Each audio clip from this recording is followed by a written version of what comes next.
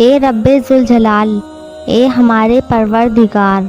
اے ابابیل کو بھیج کر خانہ کعبہ کی حفاظت کرنے والے،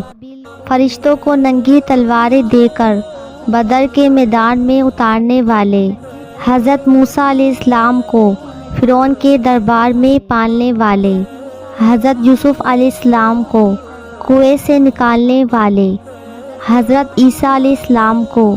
زندہ آسمان پر اٹھانے والے،